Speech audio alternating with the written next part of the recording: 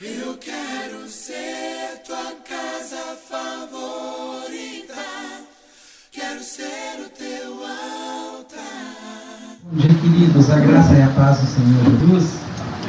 Marcelo. Tá, eu sei que a maioria aqui me conhece, mas para os que não me conhecem, como o Rodrigo já falou, nós trabalhamos com uma organização chamada Amigos Cristãos de Israel. Nós somos representantes da sede aqui do Brasil e a nossa base fica em Jerusalém. A nossa organização foi fundada há mais ou menos uns 40 anos atrás por um casal de americanos chamados Sharon, a Sharon, a esposa, e o Ray, o esposo, né? E eles chegaram a Israel bem no início da construção do novo Estado de Israel, e eles adentravam pelas cidades da antiga União Soviética, resgatando sobreviventes do Holocausto para trazer de volta para viver em Israel, entre outras coisas. E hoje a gente tem atividades nos mais variados ramos da sociedade de Israel. Nós trabalhamos de uma maneira muito intensa com os sobreviventes do Holocausto, que ainda existem hoje em Israel, apesar de serem poucos, por conta da idade, que já está bem avançada. Mas a gente também tem trabalhos com populações carentes dentro de Israel. É bem estranho a gente falar disso, porque a maioria das pessoas, principalmente aqui no Brasil, pensa que todo judeu é rico. E em Israel tem muitos judeus em situações extremas de necessidade. Apesar de ser um país de primeiro mundo, mas existem situações muito complicadas. Principalmente pelo fato de hoje Israel está recebendo os judeus que estavam espalhados pela diáspora, e alguns desses judeus, como por exemplo, de regiões da África, de regiões da antiga União Soviética, se desfazem tudo que tinham para voltar para Israel por conta da profecia bíblica, que no final Deus iria trazê-los de volta, né? Então a gente vai até essas famílias, até essas comunidades, e tem várias maneiras de ajudá-los, com vários recursos, que inclusive vai para lá através de cristãos do mundo inteiro. Porque lembra o nome da nossa organização? Amigos Cristãos de Israel. E quando a gente chegar até eles, a gente não chega impondo para eles que eles têm que se render a Jesus para poder receber a nossa ajuda. De maneira alguma, a gente chega dizendo assim: olha, nós somos cristãos das nações, que amamos o Deus de Israel, e porque nós amamos o Deus de Israel, nós estamos aqui para cuidar de vocês. Porque nós entendemos que vocês são um povo escolhido de Deus. E à medida que a gente vai cuidando, é o próprio Espírito Santo quem convence, não é? O nosso trabalho é só chegar e amar e levar essa mensagem, e toda a questão de convencer o homem do pecado, da justiça e do juízo é a função do Espírito Santo. E nesse processo, desenvolvendo relacionamento com esse povo, nós temos ao longo desses 40 e poucos anos conseguido ver a transformação, a conversão. É difícil falar conversão, porque para o judeu ele não acredita nessa conversão. Ele acredita assim: ele é judeu e ele vai morrer sendo judeu. É diferente que nós brasileiros, nós éramos católicos e nós nos transformamos em evangélicos, ou seja lá em que tipo de religião que as pessoas vão aderir, né? Para o judeu não. Quando ele nasce dentro daquele contexto, ele é judeu. E quando ele conhece a Jesus, ele se torna um judeu messiânico, um judeu que crê que Jesus é o Messias deles. Então a gente vai em vários ramos da sociedade. Agora, por exemplo, com essa situação da guerra, nós temos tido um trabalho muito especial no meio dos soldados. A gente sempre teve essas atividades com as forças de defesa de Israel. E nesse momento agora, o que aconteceu? Foram convocados mais de 400 mil reservistas desde que começou a guerra. O país não estava preparado para tudo isso. Desses 400 mil que foram convocados, eles saíram dos mais diversos lugares da sociedade onde estavam trabalhando, produzindo. E aí o que acontece? Todas essas pessoas saem dos seus postos de trabalho. E eles vêm para o exército que não estava preparado naquele momento para suprir a necessidade de todos esses soldados. E ainda tem um outro detalhe: tudo tem que ser revertido para a situação da guerra. Mas o governo também precisa manter todas as empresas que pagavam salários dessas pessoas sendo injetado dinheiro, porque apesar deles estarem na guerra, as famílias precisam ser alimentadas e coisas desse tipo. A vida continua. E aí o que acontece? Algumas necessidades deixam de ser supridas.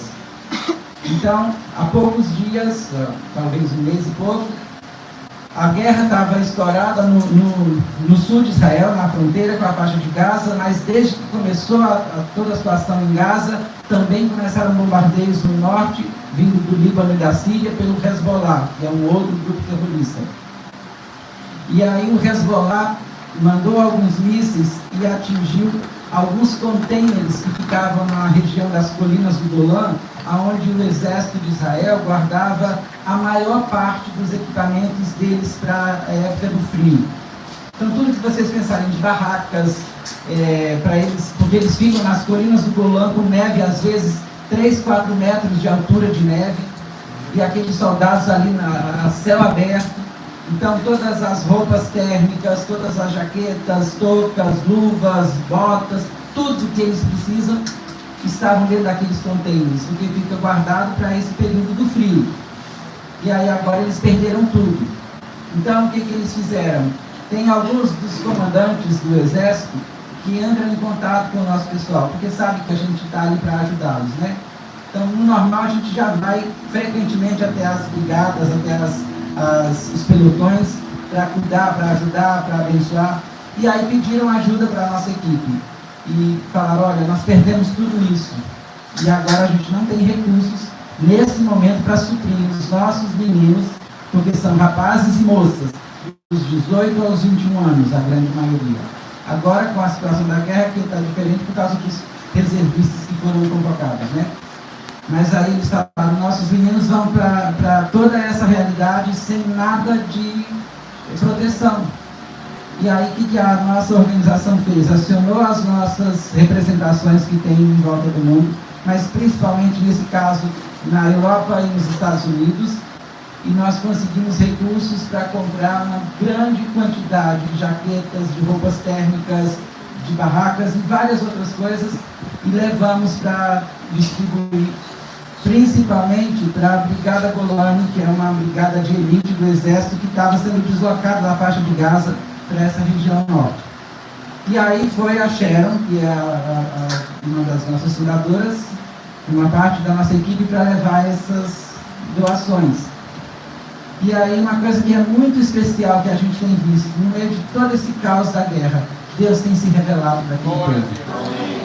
Então eles, ao levar aquilo, ouviram relatos de um dos comandantes daquela brigada, que diz o seguinte, os nossos meninos entraram para essa guerra como meninos imaturos, como jovens imaturos, mas eles estão saindo como homens e mulheres guerreiros, que têm sido preparados, mas não apenas preparados de qualquer forma, preparados por Deus, pelo Deus de Israel.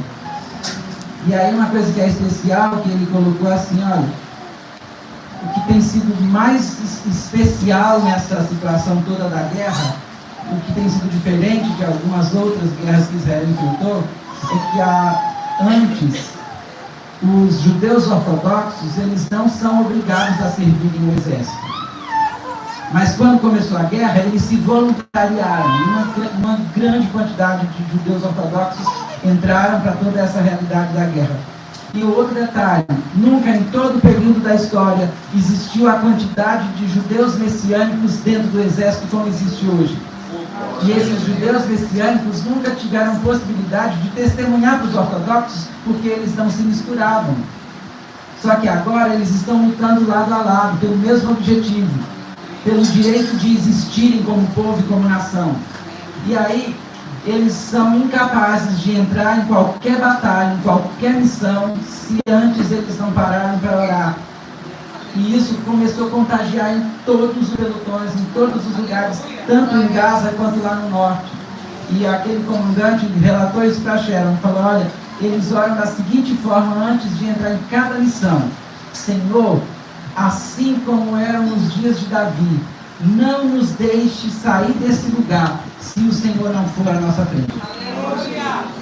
E com isso, até uma coisa que eu vou entrar daqui a pouco na nossa mensagem, quando a gente clama a Deus, não se surpreenda se Ele responder, porque esse é o caráter do nosso Deus. E Deus tem respondido a esses meninos. A gente tem inúmeros testemunhos, vocês não têm ideia. É claro, a nossa mídia jamais vai mostrar isso pra gente.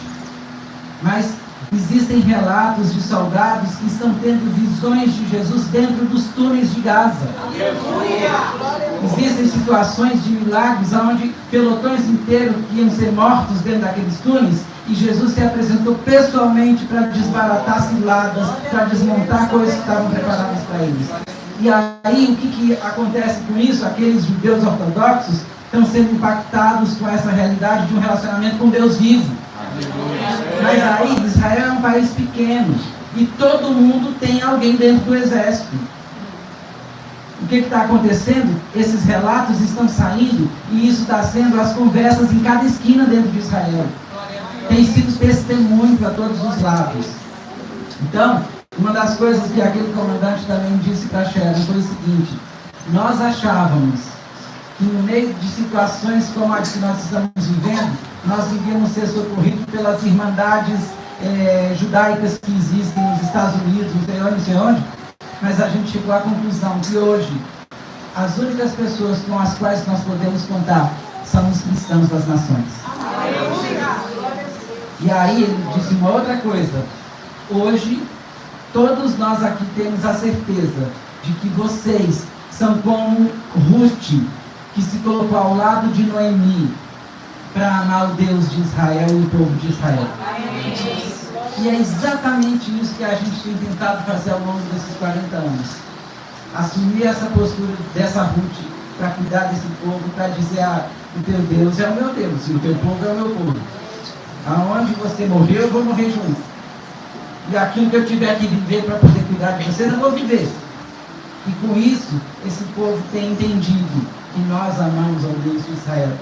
E aquilo que para eles antes era uma grande barreira, porque eles olhavam para nós cristãos como os inimigos que provocaram o holocausto e coisas desse tipo, a Inquisição Romana, essas barreiras estão começando. Antes elas estavam caindo devagar, mas agora parece que elas estão ruindo com tudo. Aleluia! Então Deus está se movendo no meio dessa guerra. Os testemunhos de conversão, de revelação de Jesus têm sido espetaculares. A Sharon está começando a escrever, a relatar esses testemunhos para poder mandar para a gente nas nações, para a gente traduzir e começar a divulgar isso também. Então, Deus está agindo e Ele vai continuar agindo, porque esse é o caráter dele. Amém? Amém. Então, a gente, além dessas áreas da sociedade, a gente trabalha em alguns outros lugares também. A gente tem um salão de noivas, a gente tem trabalhos com comunidades etíopes dentro de Israel, os judeus etíopes. A gente tem inúmeras frentes de trabalho. Se vocês quiserem ter mais informações, depois me perguntem para a Cláudia, que a gente pode estar trazendo essas informações. Amém, queridos? Mas vamos direto então para a nossa mensagem. Eu falei com o Rodrigo, eu fiquei alguns dias tentando montar essa mensagem e eu comecei a escrever uns 4 ou 5 esboços diferentes. Cada um que eu começava, quando chegava, andava um pouco, eu falava: não é isso que Deus tem para nós. Aí ficava naquela tensão de novo: Senhor, está chegando o dia, o negócio está passando, eu preciso preparar. E montava de novo outra coisa e eu olhava e falava: não é disso que Deus tem para nós também. E nós temos um grupo de estudo online aos sábados, e há umas 2 semanas atrás, a gente ouvindo o nosso estudo e comentando e parando, estudando com o nosso pessoal, na hora veio muito claro para mim: é disso que Deus quer. E aí eu fiquei meio perdido, porque nós vamos tratar de um assunto assim que não está muito comum para a nossa realidade, pelo menos a realidade do tema. Mas à medida que eu fui orando e tentando entender o que Deus queria, eu vi que tinha tudo a ver. Nós vamos falar do livro de Apocalipse, das cartas às 7 igrejas da Ásia, e a minha pergunta era: Senhor, o que tem a ver uma coisa com a outra? Então eu pensei o seguinte, deixa eu achar aqui. O Rodrigo tinha me mandado um folder, um convite, e aí lá falava assim, organização, mas embaixo tinha alguns subtítulos que era constância, disciplina, permanência e obediência. E aí o Senhor me chamou a atenção para essas coisas e eu pensei exatamente nisso. Porque talvez as outras coisas que eu estava tentando montar era como se organizar para viver no dia a dia, como se organizar para dar um testemunho. E aí Deus me chamou a atenção de que Ele queria falar conosco, de que nós precisávamos estar organizados para viver os últimos dias da igreja na terra. E para isso nós vamos precisar dessa constância, nós vamos precisar dessa disciplina, dessa obediência. Então nós vamos tentar pensar um pouquinho a respeito de tudo isso. E aí, eu queria começar trazendo esse pano de fundo do texto de Apocalipse. Nós vamos nos deter nos capítulos 2 e 3, que tem as cartas às 7 igrejas da Ásia, mas eu queria que a gente pensasse um pouquinho nesse panorama, como é que tudo aconteceu ali, o que estava se passando naquela época. E aí a gente vai pensar no seguinte: no ano 95 depois de Cristo, que é a data aproximada que o apóstolo João foi enviado para ir Patmos e teve toda aquela visão, quem estava no poder, quem estava comandando tudo ali do Império Romano, era o César Tito Flávio Domiciano. Tito Flávio Domiciano. Era um homem totalmente contrário aos cristãos, contrário à igreja, perseguia a igreja de Jesus. Naquele período, a igreja estava passando por grandes perseguições, talvez a maior de todas as épocas que ela já tinha vivido. Afinal de contas, era uma igreja nova, né, bem no seu início, passou por todo aquele sofrimento. Depois, ao longo dos séculos, tiveram outras perseguições, outras situações, e eu creio que nós vamos passar ainda como igreja por algo muito maior. Porque vocês vão perceber que esse texto de Apocalipse, Jesus começa a fazer algumas divisões, falando das coisas dali, daquele momento, e das coisas que iam acontecer lá no futuro. Então, conforme o que está escrito ali no texto, ainda vai vir coisa muito pior. Mas até aquele momento era o que eles já tinham vivido de pior. Então, muitos irmãos estavam sendo mortos por conta de crerem no Evangelho, de crerem nessa mensagem. E João era um dos presbíteros da igreja de Éfeso. Na verdade, João era o pastor da igreja de Éfeso. Depois que Jesus foi morto, ressuscitou e subiu aos céus, os discípulos foram dispersos de Jerusalém e foram para lugares diferentes, e alguns deles estavam sendo mortos, decapitados, crucificados de ponta cabeça e por aí vai. Mas João estava ali ainda permanecendo firme, lidando com essa igreja em Éfeso. E exatamente nesse ponto da história, ele é enviado para o exílio numa ilha chamada Patmos, onde tinha um presídio de segurança máxima, vamos dizer assim. Então era exatamente aquele discípulo do amor, lembra que falava do amor na epístola de João? Ele fala muito a respeito disso, e agora ele vai enviado para aquele lugar para viver o final da vida dele, para morrer naquele lugar. Só que aí a gente precisa pensar o seguinte: o que esse João, já com a idade avançada, podia fazer naquela ilha? Ele tinha algumas opções: ficar ali se lamentando por tudo que estava vivendo, mas não era esse o caráter de João também. Então o que ele fez? Ele passou a orar, porque ele pensava o seguinte: Senhor, os meus irmãos e as minhas irmãs, o corpo de Cristo, a noiva do Senhor está sofrendo, está passando por perseguições. Será que o Senhor não está vendo tudo isso que está acontecendo com eles? E aí o Senhor chama esse povo de minha noiva. E cadê o noivo então para defender essa igreja? Cadê? Como que isso vai acontecer dessa forma? Até quando, Senhor, isso tudo vai permanecer dessa forma? Será que em algum momento da sua vida você parou para questionar: Senhor, até quando eu vou ter que lidar com esse sofrimento? Até quando eu vou ter que viver essa situação? E é aquilo que eu falei: quando nós clamamos a Deus, não se surpreenda na hora que Ele te responder, porque Ele responde. A questão é que algumas vezes a resposta dele não é exatamente aquilo que nós queríamos ouvir. Mas então João está ali clamando, e aí ele tem uma surpresa, porque o próprio Senhor Jesus se apresenta para responder todo o questionamento de João. Não como aquele cordeiro que foi imolado, como o próprio texto de Isaías fala, um cordeiro mudo, ele foi levado ao matador e não abriu a boca. Não era mais aquele Jesus manso, aquele Jesus que estava sofrendo tudo aquilo. E a surpresa de João estava exatamente nesse aspecto, porque bondade, com esse Jesus que você olhava e pensava assim, não é capaz de matar uma mosca. Não era mais aquele cordeiro que João havia visto, o próprio João Batista falando, eis o cordeiro de Deus que tira o pecado do mundo. Quando João se depara com aquela revelação toda, ele viu que Jesus agora estava vindo como um leão de Judá, como um leão em toda a glória de Deus. Então, uma coisa que a gente pode ir pensando, muitas pessoas acham extremamente complicado. Eu conheço muitos crentes que têm medo de ler o Apocalipse, porque falam que é uma coisa complicada, que é difícil de entender. Só que você jamais vai conseguir entender o livro de Apocalipse se você não tiver familiaridade com o Antigo Testamento. Se você conhecer o Antigo Testamento, se você conhecer as profecias, se você conhecer o livro de Salmos, aí quando você chegar lá em Apocalipse, você vai fazendo as conexões. É disso que estava falando. A gente vai entrar um pouquinho daqui a pouco para pensar nessas questões todas. Mas então, a gente vê aqui que esse Jesus agora, ele vem como esse leão. E se nós nos aproximarmos dele de qualquer forma, nós vamos ser fulminados, assim como aqueles filhos de Arão, Nadab e Abiú, quando um belo dia tiveram uma ideia magnífica de querer se apresentar diante de Deus da maneira como eles estavam, levando o incensário deles, e eles simplesmente foram fulminados na presença de Deus.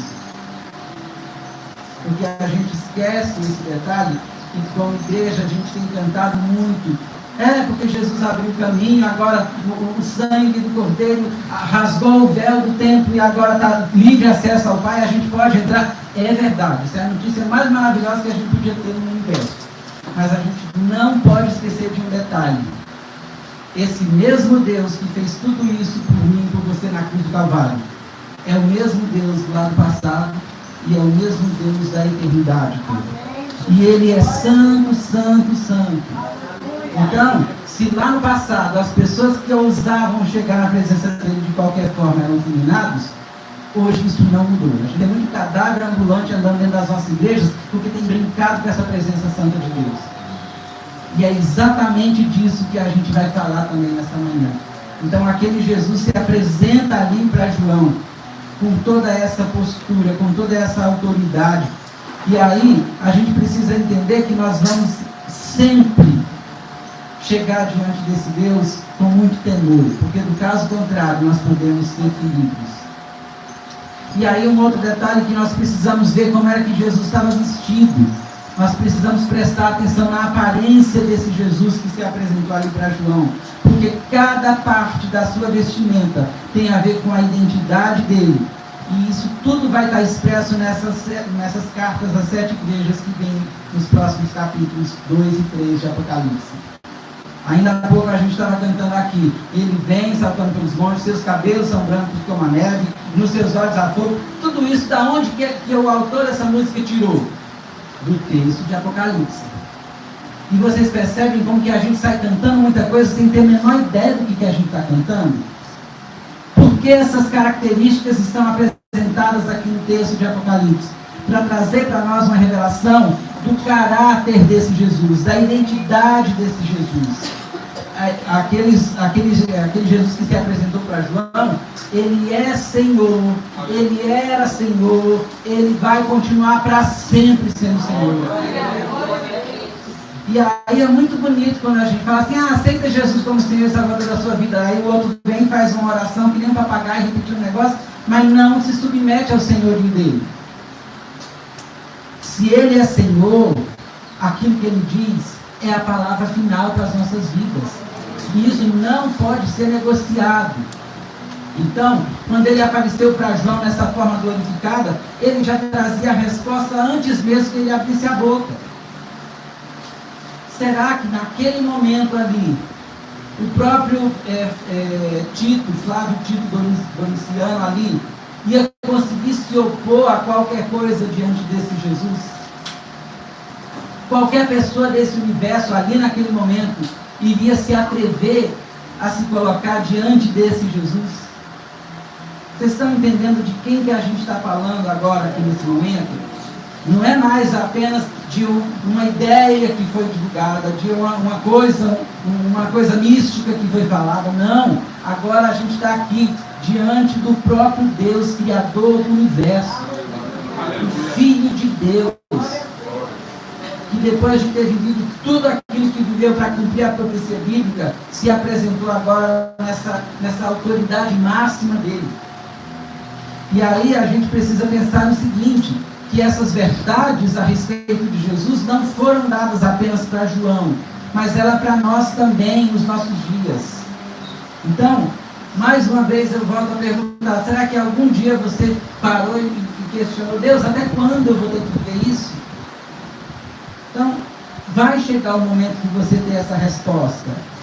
E aí, quando nós lemos o capítulo 1 de Apocalipse, nós somos chamados a nos colocar ao lado de João para ter essa mesma visão de quem é Jesus.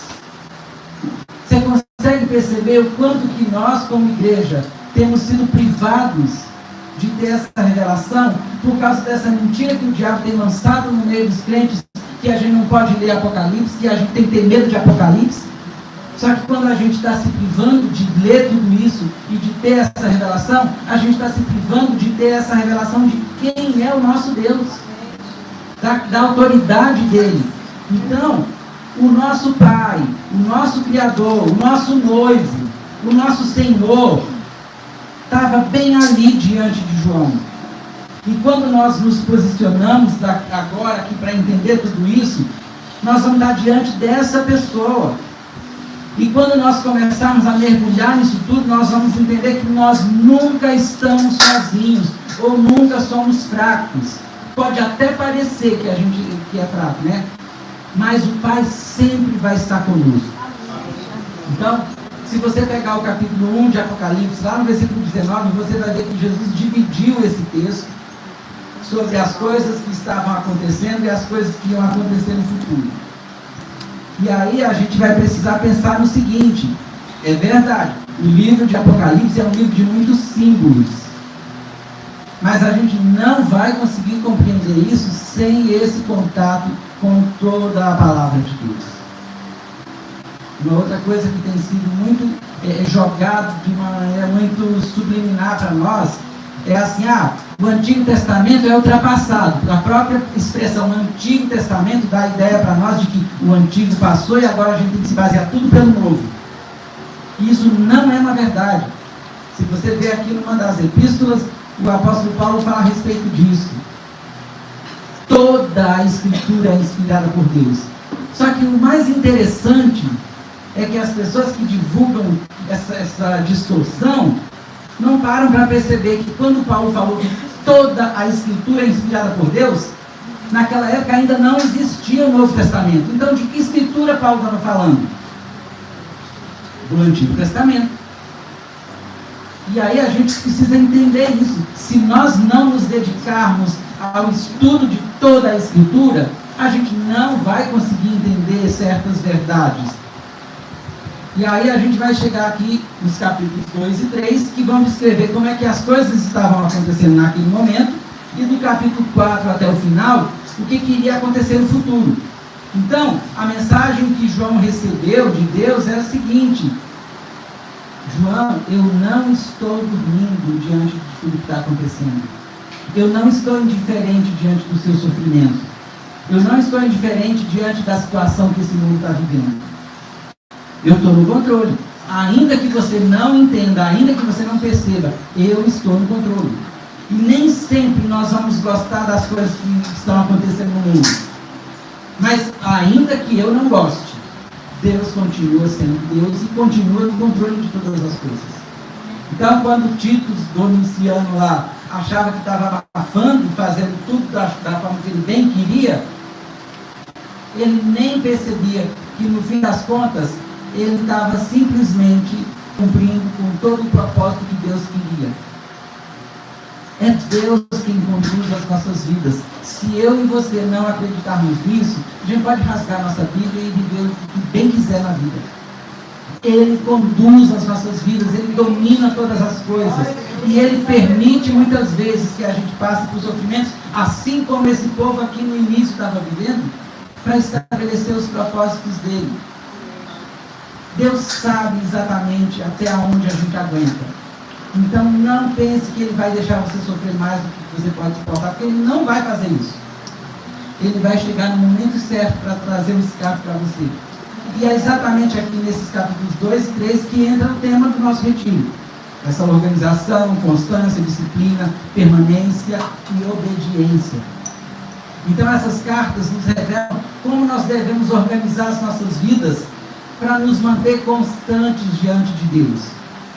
Ainda que existissem várias igrejas naquela época, por que o texto traz apenas essa referência a 7 igrejas? Porque o número 7 traz essa ideia da perfeição de Deus, da totalidade do que Ele queria trabalhar no meio dessas igrejas. E aí, provavelmente, as coisas que estavam acontecendo naquelas 7 igrejas acontecem em todas as igrejas ao redor do mundo. E aí isso afeta a minha vida e a sua também. Então, começando aqui no capítulo 2, a partir do versículo 1 até o versículo 7, nós temos a primeira carta que foi direcionada à igreja de Éfeso. E então Jesus começa pela igreja de Éfeso exatamente por causa de João. Lembra que João era o pastor da igreja de Éfeso? E quem é que estava indo fazer todo aquele questionamento diante de Deus? Não era João? Então você vai ver que das 7 igrejas, ele começa a apontar algumas coisas que não estavam muito de acordo com o que ele queria, e apenas 2 igrejas estavam vivendo a maneira correta, na totalidade ali, mas ele poderia ter começado por qualquer uma daquelas igrejas, mas ele começou por Éfeso porque era a igreja que João cuidava, né? Então começa assim o texto: ao anjo da igreja em Éfeso escreva, essas são as palavras daquele que tem as 7 estrelas em sua mão direita e anda entre os 7 candelabros de ouro. Lembra do que eu falei, que cada uma dos adornos e toda aquela aparência que Jesus tinha ali revela facetas do caráter dele, e isso vai ser detalhado e esmiuçado nas cartas. Então, quando você chega aqui nas cartas, você precisa ir lendo o que está sendo escrito, voltando lá para o capítulo 1, para poder entender essas coisas que estão sendo colocadas. E aí também a gente vai começar fazendo a conexão com todas as coisas que estavam reveladas lá no Antigo Testamento. Continuando aqui o versículo 2: conheço as suas obras e o seu trabalho árduo e a sua perseverança. Sei que você não pode tolerar homens maus, que pôs à prova os que dizem ser apóstolos, mas não são, e descobriu que eles eram impostores. Você tem perseverado e suportado sofrimentos por causa do meu nome e não tem desfalecido. Contra você, porém, tenho isto: você abandonou o seu primeiro amor. Lembre-se de onde caiu, arrependa-se e pratique as obras que praticava no princípio. Se não se arrepender, virei a você e tirarei o seu candelabro do lugar dele. Mas há uma coisa a seu favor: você odeia as práticas dos nicolaítas, como eu também os odeio. Aquele que tem ouvidos, ouça o que o Espírito diz às igrejas, e ao vencedor darei o direito de comer da árvore da vida que está no paraíso de Deus. Então, vamos começar a perceber aqui. Cada uma dessas cartas, ela era construída dessa maneira, remetendo a um aspecto da aparência de Jesus, que já estava sendo mencionado no capítulo anterior, e também com o final dessas cartas sempre está relacionado com o início de cada uma delas. Depois, com mais tempo em casa, você pode pegar esses textos e ir conferindo. Faz uma dica: pega canetas de cores diferentes e vai colocando. O início da primeira carta fala disso. Aí você chega lá no final, quando vê que fala da mesma coisa, marca da mesma cor. Vai nos outros textos do primeiro capítulo que falam da mesma coisa, para você ir fazendo essas relações, né? Mas Jesus diz à igreja de Éfeso assim: presta atenção. Se você não retornar ao seu primeiro amor, eu vou tomar o seu candelabro.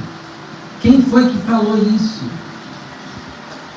Aquele que começa no capítulo 1 dizendo que ele andava no meio desses candelabros, que ele tem a luz dessas igrejas na mão dele. E aí a gente tem visto muitas mensagens falando a respeito de que arrependa-se e volte ao seu primeiro amor, só que tudo isso tem sido ligado diretamente com a questão da salvação. Tem sido dito que a igreja que perdeu o primeiro amor vai perder a salvação. Não é disso que Jesus está falando aqui para eles. Ele está falando aqui de testemunho. Ele está dizendo o seguinte: olha, se você não se arrepender, se você não voltar às práticas que você fazia lá atrás, que traziam um bom testemunho, eu não posso permitir que você continue desse jeito. Então o que eu vou fazer? Eu vou apagar a sua luz. A sua luz não vai mais brilhar no meio das pessoas. Por que eu vou permitir que você continue levando mau testemunho para os demais? Vocês estão entendendo a seriedade do que o Senhor está dizendo para nós aqui? Olha, se você não se posicionar para ter um bom testemunho que glorifique o meu nome, eu vou simplesmente apagar a sua luz. Eu não vou permitir que você continue dessa forma, porque você vai ser pedra de tropeço para os outros. Você que fica aí dizendo que está dentro de uma igreja, que está fazendo isso, aquilo, outro para a glória de Deus, você sai com um testemunho péssimo, que desonra o nome de Deus. É isso que ele está falando. Se você não se arrepender, se você não organizar a sua vida nesse aspecto, eu vou ter que apagar essa luz. Então, veja por outro lado isso aqui também. Olha que expressão extrema da bondade desse Deus, do amor desse Deus. Quando ele traz isso para nós, ele está dizendo assim: olha, você não foi criado para viver dessa maneira. E outras pessoas também dependem disso. Você acha que alguém vai querer vir para estar com você nesse meio, recebendo o seu mau testemunho? Então são coisas pequenininhas que a gente precisa ir consertando na nossa vida. Essa semana, por 2 vezes, eu tive situações muito parecidas, e depois que passou, eu fiquei me lembrando de uma questão.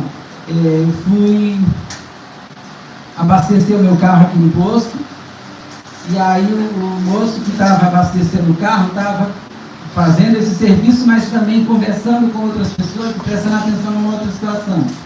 E aí, quando passou no final, deu um valor X, e aí ele foi e passou na maquininha de cartão, e geralmente quando ele passa ali, eu já vou embora e eu falo assim: não precisa do meu recibo, porque vem a notificação no celular. Naquele dia, não sei porque que eu percebi assim, o rapaz falou: você vai querer o seu recibo? Eu falei: sim, por favor. Quando ele imprimiu o recibo que me entregou, eu olhei, falei: moço, está errado. Ele já olhou para mim com a cara feia, mas ele tinha cobrado R$50 a menos. Eu podia perfeitamente olhar para aquilo: que bênção, né? Deus está me abençoando. Só que, gente, olha como é um engano. Deus jamais vai usar de formas ilegais para abençoar qualquer pessoa que seja. A primeira coisa que veio na minha mente: no final do dia, quando ele for fechar a caixa, vai faltar R$50 e vai ser no bolso dele. Então ele já veio com aquela postura assim, na defensiva. Eu falei: o senhor cobrou a menos, está faltando R$50. Aí ele: poxa vida, ninguém faz isso aqui. Oh, muito obrigado, eu ia ter que sair do meu bolso. Eu pensei: é exatamente o que eu imaginei. Eu falei: então, passa de novo o cartão para cobrar os outros 50. Ontem eu tinha um exame em Ribeirão Preto, depois agora eu tinha um em Pirassununga. Então nós fomos para Ribeirão, depois viemos direto para Pirassununga. Estamos lá acertando a questão e a moça falou para a gente: o valor é tanto. Só que aí daí a pouco ela passou na maquininha e passou também um valor a menos. Aí eu olhei e falei: mas você não disse que era tanto? Aí ela já olha com aquela reação, né? Falei: você cobrou a menos. Aí ela: ai, desculpa, poxa, ainda bem que você viu.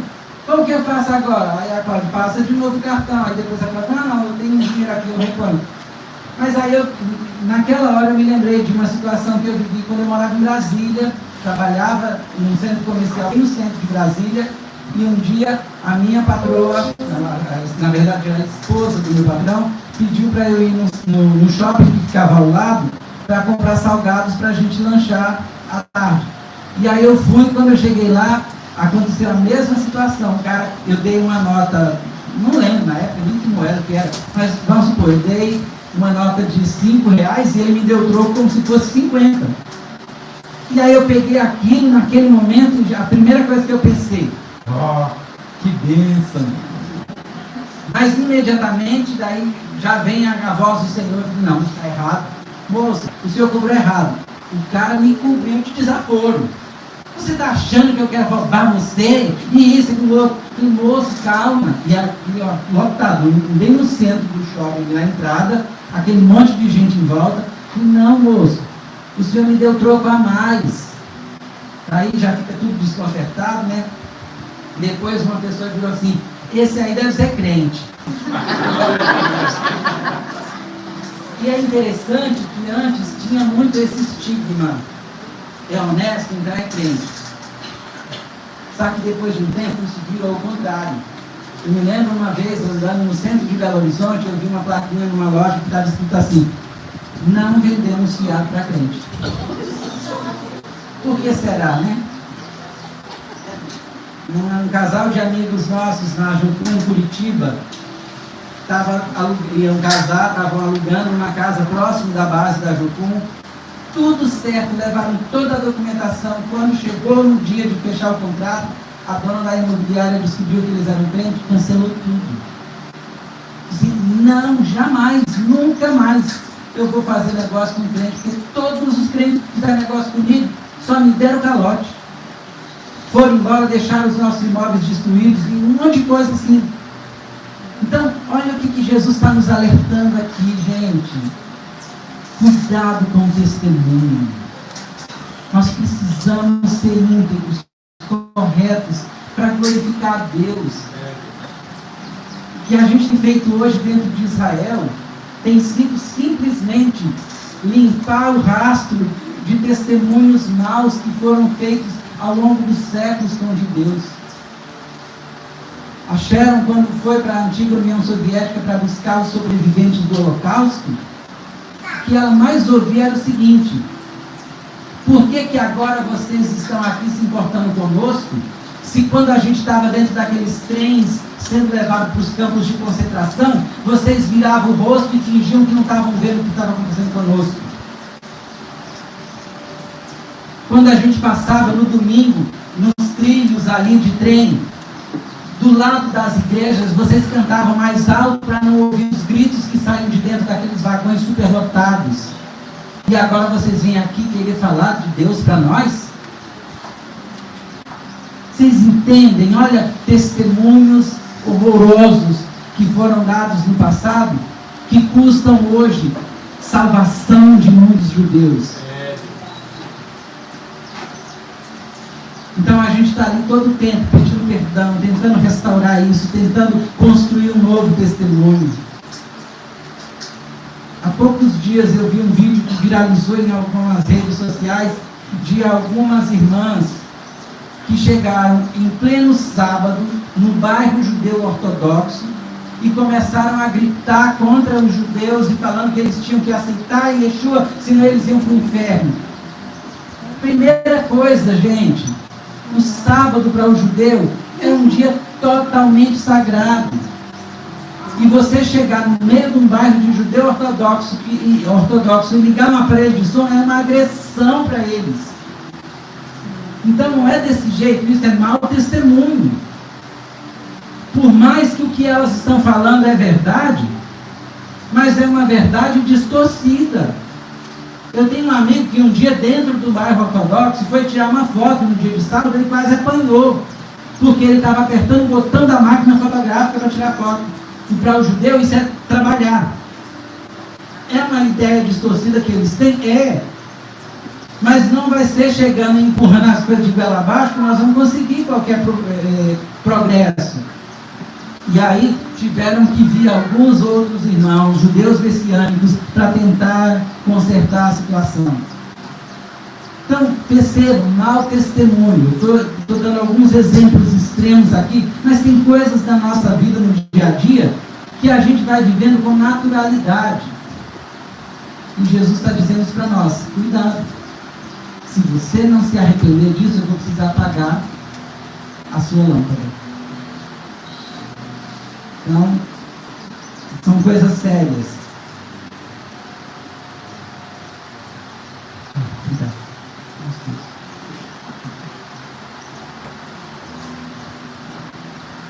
Na carta à igreja de Esmirna, que é a segunda carta, vai do capítulo 2, versículo 8 até o versículo 11. E aí ele começa dizendo assim: ao anjo da igreja em Esmirna, essas são as palavras daquele que é o primeiro e o último, que morreu e tornou a viver. Conheço as suas aflições e a sua pobreza, mas você é rico. Conheço a blasfêmia dos que se dizem judeus, mas não são, sendo antes sinagoga de Satanás. Não tenha medo do que você está prestes a sofrer. O diabo lançará alguns de vocês na prisão para prová-los, e vocês sofrerão perseguição durante 10 dias. Ser fiel até a morte, e te darei a coroa da vida. Aquele que tem ouvidos, ouça o que o Espírito diz às igrejas. O vencedor, de modo algum, sofrerá o dano da segunda morte. Então, olha a maneira como o Senhor se apresenta para a igreja de Esmirna. Eles estavam pagando um preço muito alto com a própria vida. E muitos deles estavam sendo mortos, estavam sendo executados pelo testemunho do Senhor. E a pergunta que vem para nós hoje é a seguinte: será que nós passaríamos nesse tipo de teste? Hoje está sendo uma febre de artistas que viraram gospel. Tudo agora é gospel. E aí fica aquela febre de roupa gospel, tênis gospel, música gospel. Tudo virou essa coisa de gospel. E as pessoas acabam sendo levadas para esse meio porque dá igual. Agora, qual é a essência disso tudo? Durante a perseguição dentro da antiga União Soviética, tem alguns testemunhos muito impactantes. E tem um testemunho de um grupo de irmãos que chegou dentro de algumas igrejas porque eles estavam procurando uma igreja para congregarem. A igreja deles tinha sido totalmente destruída. E eles falavam: a gente tem que ter certeza de que o lugar para onde nós vamos é um lugar autêntico, que está disposto a servir a Deus. Aí eles tiveram uma ideia: nós vamos chegar em algumas igrejas e nós vamos dizer que nós somos da KGB e nós estamos ali para perseguir alguns irmãos. E aí chegaram numa igreja e disseram: olha, nós somos da KGB e a gente está aqui para saber quem realmente é fiel a esse Deus, porque quem estiver dentro dessa categoria vai ser morto. E aí o que vocês acham que aconteceu? Poucos ficaram lá firmes, se posicionando pelo Senhor. E aí aqueles irmãos chegaram à conclusão: esse aqui não é um lugar para nós. A gente precisa ir para um lugar onde tem um grupo que esteja totalmente comprometido com a palavra de Deus. Eu lembro de um testemunho também de uma realidade na África, não sei em que país da África, um país muçulmano extremamente perseguido, que chegou um grupo de pessoas disfarçados de guerrilheiros. O país estava vivendo toda uma guerra civil, e chegou já gritando, mandando que os irmãos, no meio de um culto, se posicionassem quem era a favor desse Deus, porque quem fosse ia ser morto naquele momento. E uma grande parte daqueles irmãos também se posicionaram dizendo que não queriam, que negavam a Jesus. E aí aqueles irmãos se rebelaram e falaram: olha, que vergonha para nós. Será que nós, como igreja de Jesus hoje, passaríamos por um teste desses? Queridos, eu tenho uma certa convicção no meu coração de que nós estamos caminhando para viver isso. Como igreja de Jesus, nós vamos passar por situações bem delicadas.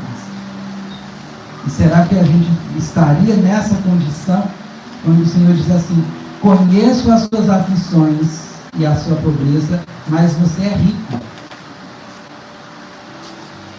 Conheço a blasfêmia dos que se dizem judeus, mas não são, sendo anti-sinagoga de Satanás. Não tenham medo do que vocês estão prestes a sofrer. O diabo lançará alguns de vocês na prisão para prová-los, e vocês sofrerão perseguição durante 10 dias. Ser fiel até a morte, e eu te darei a coroa da vida. E ao vencedor, de modo algum sofrerá o dano da segunda morte. Só que quem é que se apresenta para dizer isso?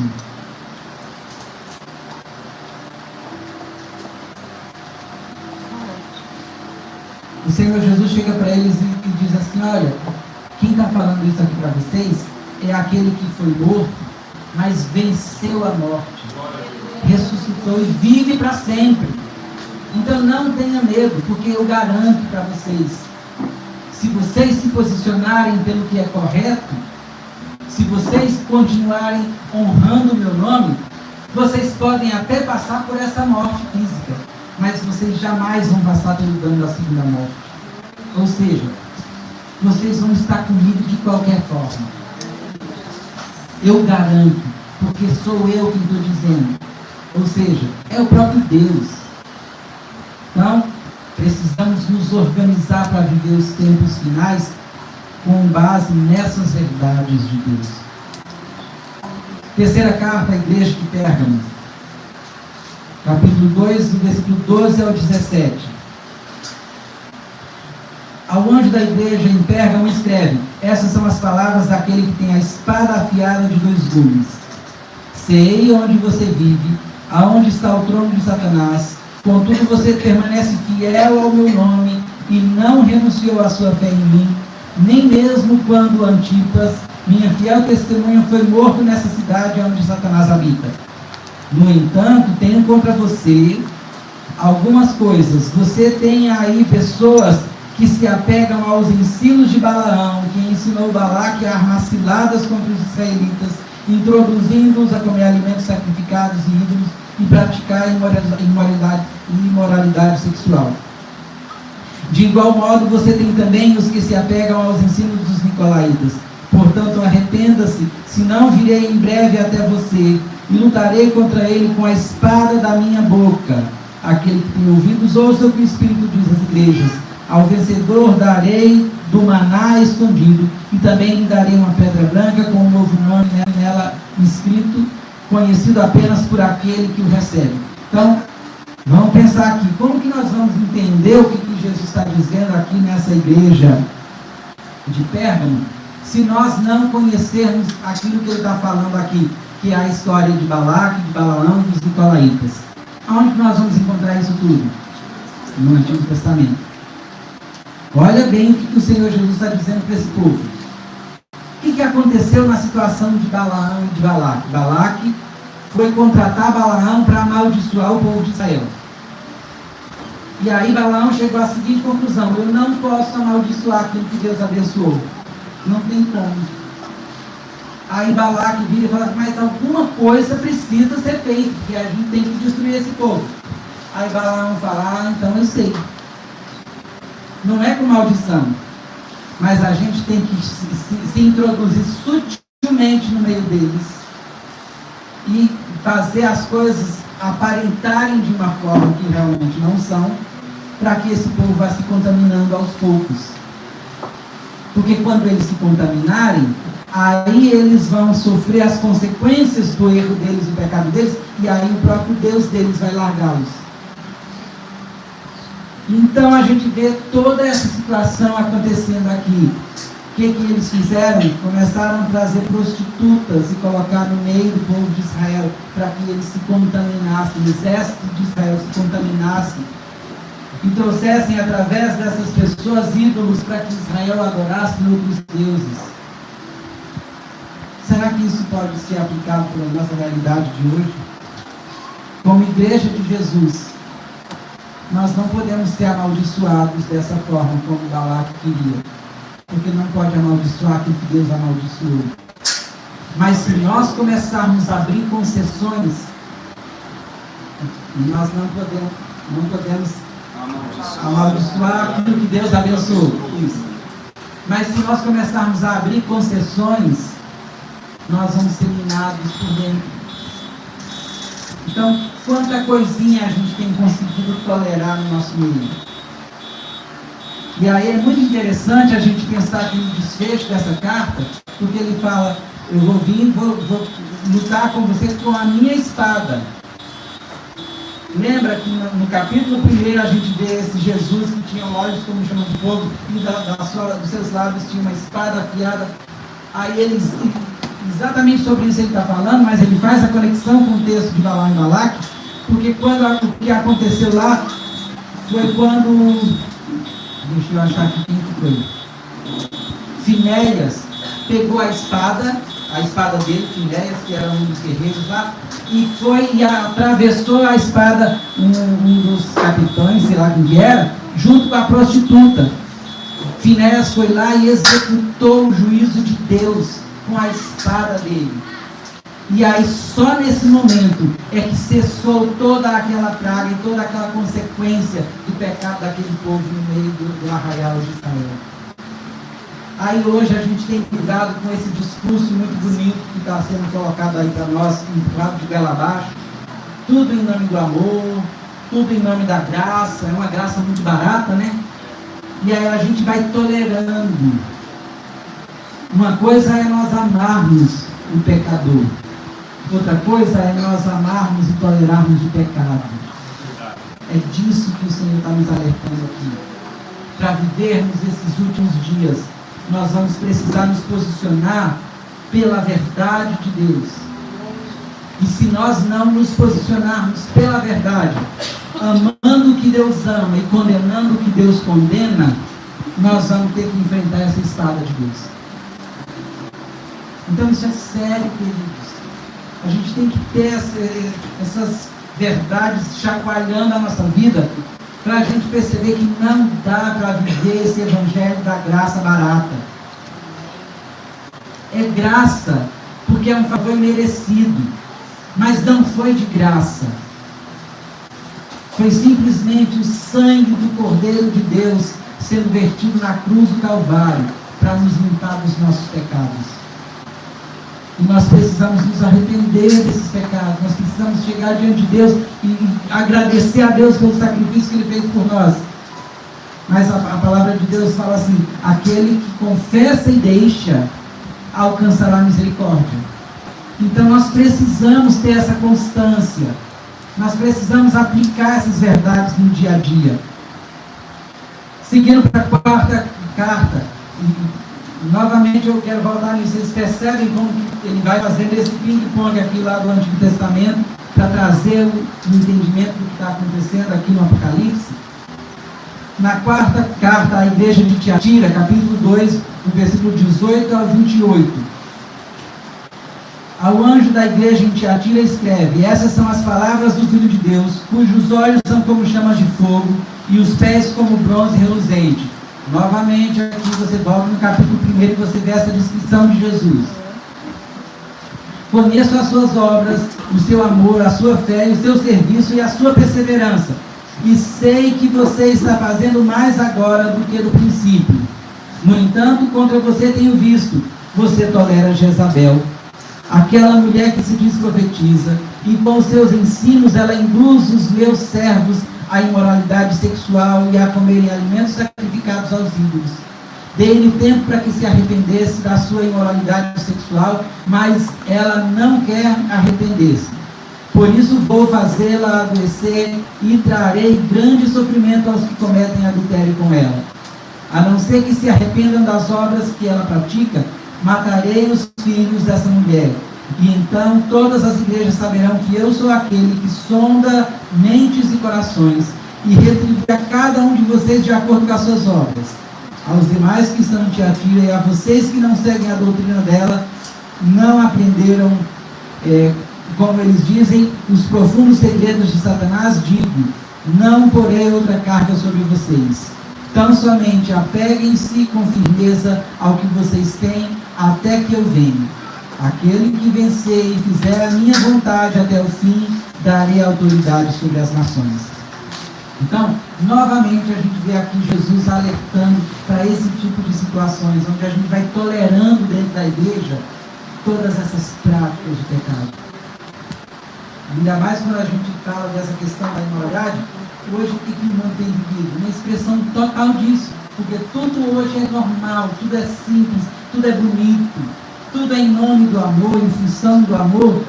Só que a gente vê aqui o Senhor Jesus condenando. E novamente, eu quero deixar isso bem claro. Nós não estamos aqui para condenar o pecador. A gente tem que amar o pecador. Mas a gente precisa ser firmes em condenar o pecado. Em chamar o pecado pelo nome. Essa mulher Jezabel aqui que ele se refere, não é aquela rainha Jezabel lá do passado, mas ela agia debaixo desse mesmo espírito. O que Jezabel fez? Ela trouxe para dentro da nação de Israel os 450 profetas de Baal e os 450 profetas da deusa Aserá. E através desses profetas, que eram sacerdotes e sacerdotisas pontuais, ela instituiu dentro de Israel um culto pagão com orgias sexuais em adoração a Baal. Muitas vezes nós temos tentado viver a nossa vida de crentes altamente gospel, não bebemos nem fumamos, mas cultuando Baal. Através de diversas formas. E o Senhor está aqui nos alertando para isso. Olha, arrependa-se disso. E eu queria novamente chamar essa atenção para essa expressão amorosa de Deus. Ele não está aqui trazendo condenação sobre nós.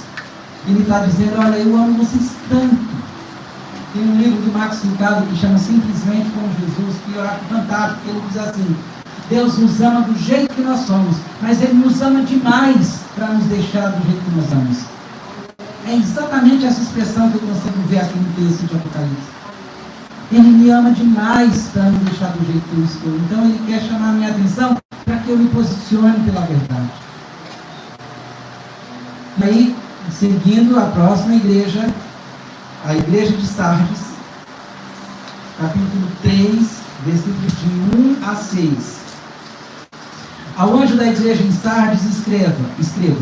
Essas são as palavras daquele que tem os 7 Espíritos de Deus e as 7 estrelas. Conheço as suas obras. Você tem fama de estar vivo, mas está morto. Esteja atento, fortaleça o que resta e que estava para morrer, pois não achei as suas obras perfeitas aos olhos do meu Deus. Lembre-se, portanto, do que você recebeu e ouviu. Obedeça e arrependa-se. Mas, se você não estiver atento, virei como um ladrão a você e não saberá a que horas virei contra você. No entanto, você tem aí em Sardes uns poucos que não se contaminaram, não contaminaram suas vestes. Estes andarão comigo vestidos de branco, pois são dignos. Ao vencedor será igualmente vestido de branco, e jamais apagarei seu nome do livro da vida, mas o reconhecerei diante do meu Pai e dos seus anjos. Aquele que tem ouvidos, ouça o que o Espírito diz às igrejas. Então, aqui na igreja de Sardes, a gente vê Jesus dizendo assim, ó, é aquele que tem fama de que está vivo, mas está morto. O que Jesus está falando aqui? É um alerta para pessoas ou para igrejas que estão hoje vivendo da glória do passado. Todo tempo fala das coisas grandiosas que fez para Deus. Ah, porque eu fui de vida. Você tem a fama de vivo, mas está morto. O que o Senhor está dizendo? Olha, é hora de você ressuscitar. É hora de você sair desse túmulo igual Lázaro. E Jesus está dizendo, vem para fora. Porque o morto não vai conseguir fazer nada. A glória do passado acabou. Toda a glória desse mundo é passageira. Então, precisamos ser chacoalhados com isso. Receber esses alertas do Senhor. E é mais uma expressão do amor de Deus. Não quero que você viva na morte. Quero que você viva. Foi para isso que eu dei a minha vida para você. Eu vim para que você tenha vida e vida em abundância. E o mais interessante é que quando a gente se depara com um texto desses, Jesus dizendo, eu vim para que vocês tenham vida em abundância, e aí a gente olha para alguns irmãos que estão mendigando vida. E é triste pensar nisso. Porque eles estão mendigando vida simplesmente porque eles não estão acessando a fonte de vida que há em Jesus. Então, alerta do Senhor nessa manhã para nós é assim: olha, vinham até a fonte. Sabe aquele poço de água viva que tem que jorrar para a eternidade? Aquilo foi obstruído de alguma forma, por algumas coisas, que nessa manhã o Senhor está dizendo assim: olha, eu quero arrancar essa obstrução, para que do seu interior possam fluir esses rios de água viva. E isso vai saciar não só você, mas aqueles que estiverem ao alcance dessa água que foi jorrada. Daí a próxima igreja, a carta à igreja de Filadélfia, capítulo 3, versículos 7 ao 13. Ao anjo da igreja em Filadélfia escreva: essas são as palavras daquele que é santo e verdadeiro, e que tem a chave de Davi. O que ele abre ninguém pode fechar, e o que ele fecha ninguém pode abrir. Conheço as suas obras, e eis que coloquei diante de você uma porta aberta que ninguém pode fechar. Sei que você tem pouca força, mas guardou a minha palavra e não negou o meu nome. Veja o que farei com aqueles que são da sinagoga de Satanás, que se dizem judeus, mas não são, mas são mentirosos. Farei que se prostrem aos seus pés e reconheçam que eu o amei. Visto que você guardou a minha palavra de exortação e perseverança, eu também o guardarei da hora da provação que está por vir sobre todo o mundo. Você tem para que ninguém tome a sua coroa. Farei do vencedor uma coluna no santuário do meu Deus, e dali ele jamais sairá. Escreverei nele o nome do meu Deus e o nome da cidade do meu Deus, a nova Jerusalém que desce do céu da parte de Deus, e também escreverei nele um novo nome, e aquele que tem ouvidos ouça o que o Espírito diz às igrejas. Então a gente vê aqui que é uma das igrejas que o Senhor não chegou mostrando nenhum erro, porque ela estava caminhando de uma maneira correta. Então isso é uma boa advertência para nós. Nós precisamos nos manter da forma que o Senhor nos chamou para viver. Fomos alcançados pelo Senhor, então vamos fazer essa manutenção diária. A organização para nós vivermos os últimos dias diz respeito a isso. Essa manutenção, essa firmeza, essa constância.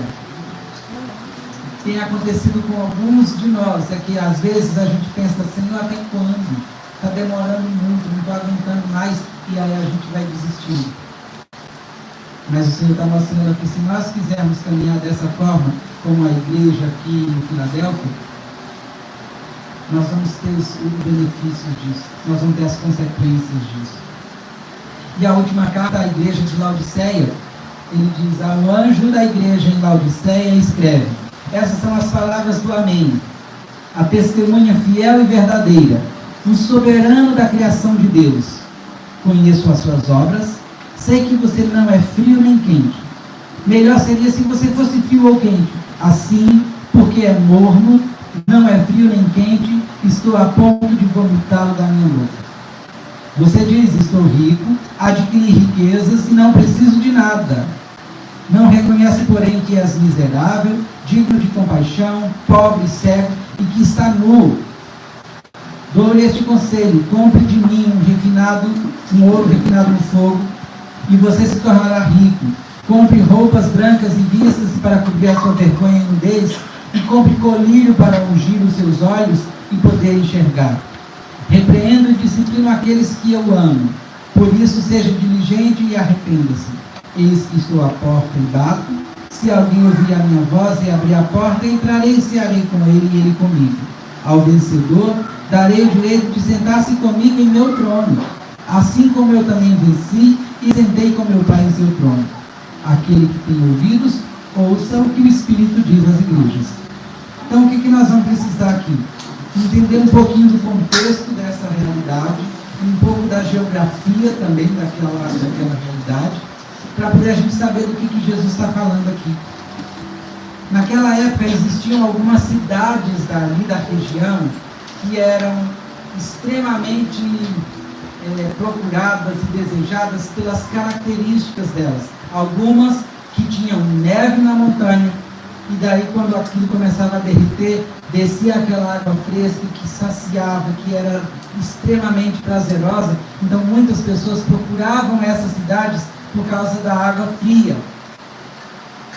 Em contrapartida, existiam também algumas cidades que tinham uma região de vulcões, que tinham aquelas águas quentes, aquelas águas termais, e que também pessoas procuravam essas águas para tratamentos de saúde, para um monte de coisa. Então, tanto num caso quanto no outro, essas cidades eram muito desejadas, eram muito procuradas.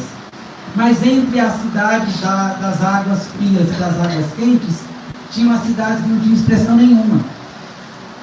E as pessoas rejeitavam essas cidades. Ou elas queriam um lado ou para o outro. E Jesus está dizendo exatamente isso. Olha, se vocês conseguirem viver uma expressão de vida que vai atrair outros para a beleza que há em mim, é maravilhoso, as pessoas vão querer. Mas se vocês quiserem viver essa vida meia boca, vocês vão ser rejeitados. Não tem como você querer agradar a dois senhores ao mesmo tempo. Ou você vai viver para glorificar a mim, ou você vai viver para glorificar o que você bem quiser aí, distante de mim. Vocês conseguem perceber? Muitas vezes a gente tem pensado que é possível fazer essa negociação entre Deus e o mundo. Mas isso jamais vai ser tolerado por Deus. Porque um dia a gente está aqui dentro da igreja, sendo fervorosos e com toda aquela expressão, e no dia seguinte a gente quer fazer o que bem der na cabeça. E aí a gente volta para o início, quando nós falamos de Jesus, que é Senhor. Ele era, Ele é e Ele vai ser para sempre Senhor. E o Senhor é aquele que define, é aquele que determina. Então eu não posso querer viver a minha vida dessa forma. Eu preciso submeter a minha vida ao senhorio desse Jesus. E o que é mais triste é que muitas vezes a gente tem uma ideia tão distorcida a respeito dele, que a gente pensa, não, eu não quero me render totalmente a esse Jesus, porque eu vou ser infeliz. E é bem interessante, porque quando a gente olha para a expressão de alguns crentes, a gente tem essa certeza. Né? E aí o que a gente precisa fazer?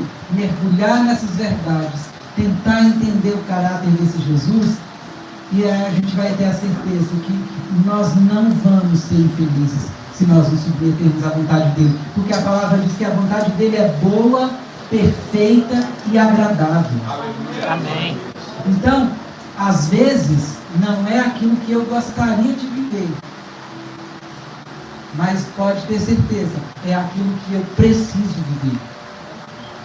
Porque esse Deus sabe como conduzir. E uma outra coisa que a gente perde de vista, esse mesmo Jesus que se apresenta aqui, em toda a sua glória, ele é a imagem exata do Deus Pai. Ele é a expressão máxima do amor desse Pai. Talvez a gente teve experiências frustrantes com os nossos pais terrenos, mas nem de longe chega perto daquilo que o Pai Celestial representa. E Ele quer trazer essa revelação para nós. Então nós precisamos nos lançar nisso para poder receber esse amor do Pai. Eu tive experiências muito amargas com o meu pai terreno. E a partir de um momento que eu falei, Senhor, eu quero conhecer esse amor do Pai. O Senhor falou, então tudo bem, agora você está pronto? Vamos caminhar nesse relacionamento de amor. E eu entrei no processo de conhecer esse amor do Pai, continuo nele até hoje. Tem hora que parece que eu olho assim e falo, Senhor, mas o Senhor já tratou isso lá atrás? Aí eu falei assim, só que você voltou. Então, vamos tocar nesse assunto de novo. Aí nós vamos de novo. Mas assim, é com tanta graça, é com tanto amor. E aí eu queria concluir esse tempo falando exatamente disso. Nós precisamos enxergar quem é esse Deus. Porque quando eu enxergar, eu vou me lançar sem reservas nos braços dele. E aí tem um outro texto muito especial. 2 Coríntios 5,17, Paulo diz assim, E assim, se alguém está em Cristo, é nova criatura. As coisas antigas já passaram e eis que tudo se fez novo. Então, é verdade, a gente passou por um monte de coisa horrorosa, só que agora, em Jesus, nós somos feitos novas criaturas.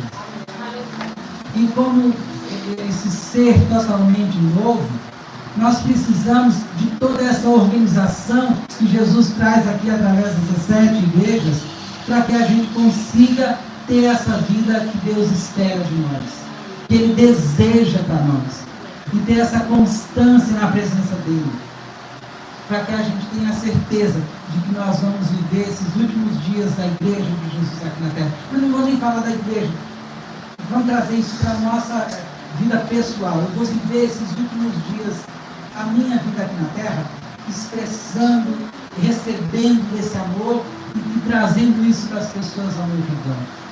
É isso que Deus espera de mim e de você, queridos. Então nós precisamos estar organizados para chegar nisso. E o próprio Espírito de Deus é aquele que tem o maior interesse em nos conduzir nesse processo. E outra coisa que é muito especial da gente pensar, que nós não estamos sozinhos nisso. Nós vamos dar o primeiro passo, mas todos os outros Ele dá na nossa direção. É mais ou menos quando o povo estava diante do Mar Vermelho, que Moisés fala, e agora, Deus? Aí o Senhor fala assim, fala, o povo marchar. No momento que eles começaram a dar o primeiro passo, o mar abriu diante deles. Então é mais ou menos esse processo que Deus quer para mim e para você. Eu me disponho. E aí, claro, o meu dispor vai exigir de mim algumas responsabilidades. Lembra do testemunho? E aí, à medida que eu vou me posicionando nesse testemunho, o Senhor também vai fazendo as coisas que são necessárias para completar esse processo na minha vida. Amém? Amém? Então vamos orar e pedir a Deus que nos conduza nesse processo. Amém. Senhor, nós te louvamos essa manhã por tudo que o Senhor tem trazido aos nossos corações, pela maneira como o Senhor tem falado conosco. E nós queremos te dizer que nós estamos aqui ansiosos por receber esse mover do Senhor nas nossas vidas. Amém.